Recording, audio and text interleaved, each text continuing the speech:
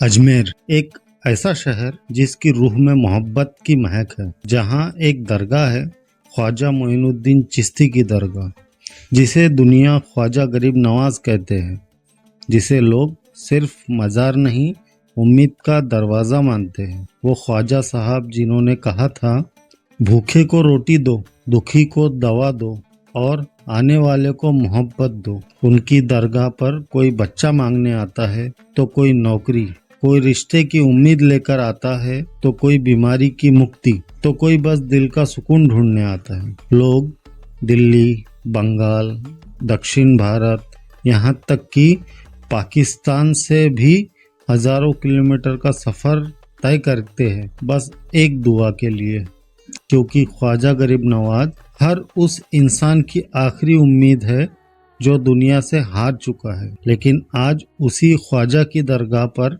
Mafia राज कर रहा है, और ये वही लोग हैं जिन्होंने मोहब्बत के इस पाक जगह को धंधे का अखाड़ा बना दिया है। अजमेर दरगाह, जहाँ लोग दुआ लेकर आते हैं और लौटते हैं बर्बाद होकर, क्योंकि यहाँ ख्वाजा गरीब नवाज की मोहब्बत नहीं बल्कि माफिया का जाल आपका इंतजार करता है। ये दरगाह नहीं, एक ऐसा अड्डा बन चुका है जहाँ धर्म की आड़ में धंधा होता है और जहाँ आपकी इबादत का धंधा किया जाता है हर कदम पर। आज मिशन रहस्य दिखाएगा वो सच्चाई जिसे छुपाया गया, दबाया गया है और जिस पर बोलने से सब डरते हैं। अजमेर रेलवे स्टेशन से निकलते ही आपके पीछे लग जाते होटल, रिक्शा और चादर माफिया के दलाल।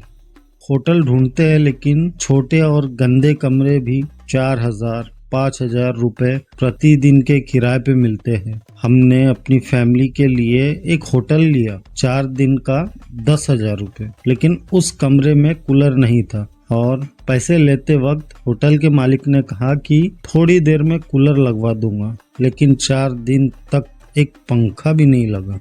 आप खाना खाने जाते हैं, सब्जी की प्लेट ऐसी कि 2 चम्मच भर ही आता है उसमें, लेकिन आपको दिखेगा ऐसा जैसे पूरी प्लेट भरी हो, और उसकी कीमत 180 रुपये से लेकर 300 रुपये तक। यहाँ हर गली में एक लूट का नया चैप्टर लिखा जा रहा है और टूरिस्ट सिर्फ दर्शक नहीं, शिकार है इन लोगों के लिए। आप सोचते हैं चलो ख्वाजा की दरगाह पर चादर चढ़ाए, लेकिन दुकान वाले कहते हैं 500 की चादर से कुछ नहीं होता, 5,000 की लो तभी मन्नत पूरी होंगी।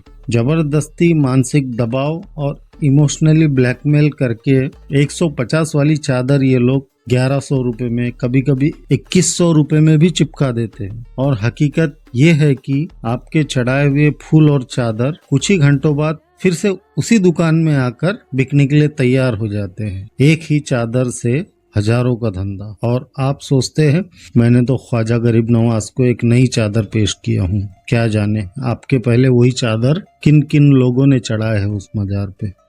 अल्लाह। 21वीं सदी में भी महिलाएं दरगाह के अंदर नहीं जा सकती। क्यों? क्योंकि ये कह दिया गया इस्लाम में मना है।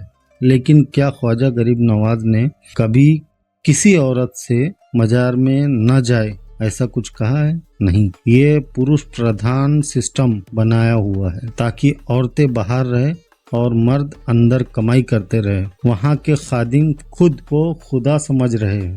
आप जैसे ही मजार की ओर बढ़ते हैं 10-15 खादिम का झुंड आपको घेर लेता है और कहते हैं आप अकेले जियारत नहीं कर सकते, मेरे बिना दुआ कबूल ही नहीं होंगी। किसी न किसी खादिम को साथ में आपको ले जाना होगा, किसी खादिम से ही आपको दुआ करवानी होगी, तभी जाकर आपकी दुआ कबूल होगी। क्या इतना छोटा है हमारा खुदा? क्या इतना छोटा है हमारा सरकार कि हमारी खुद से दुआ कबूल नहीं करेगा? उसके लिए भी किसी खादिम की जरूरत पड़ेगी हमें। वाह। चलो, खादिम ने 2 मिनट की दुआ के बाद में मुझसे 2100 रुपए मांग लिए। मैंने मना किया तो वो जबरदस्ती मुझसे करने लगा कि आपने बोले करके मैंने दुआ पढ़ा हूँ। बड़ा ही जद्दोजहद करने के बाद में वो मुझसे 1500 रुपए आखिर ले ही लिया। और सबसे शर्मनाक बात यह है कि ना जियारत करवाई ना कुछ समझाया, बस पैसे लेकर गायब हो गया। क्या ये वही सूफी परंपरा है जहाँ सेवा सबसे बड़ा धर्म माना जाता था? हर साल दरगाह में करोड़ों का चढ़ावा आता है, लेकिन न कोई रसीद, न कोई ट्रैकिंग सिस्टम, पैसा जाता कहाँ है, किसके खाते में जाता है, कौन उसका मालिक है, कोई नहीं जानता, क्योंकि अजमेर दरगाह एक टैक्स फ्री साम्राज्य बन चुका है।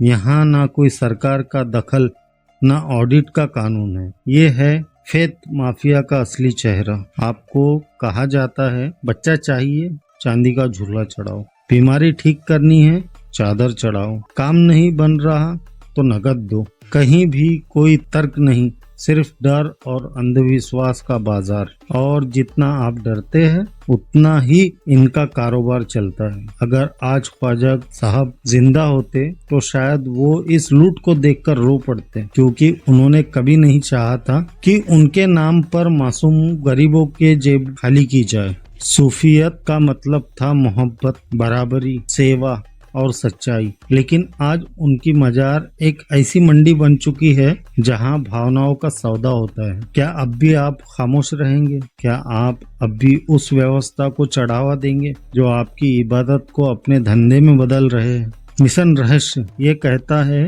अब और नहीं, धर्म को बचाना है तो पहले उस लूट को उजागर करना होगा जो धर्म के नाम पर की जाती है। हम सवाल पूछेंगे, हम सच दिखाएंगे और हम खामोशी को तोड़े। अब चलते हैं तारागढ़ की तरफ, उनकी काली सच्चाई दिखाने। और ऐसी सच्चाई भरी वीडियो देखने के लिए हमारे साथ बने रहिए।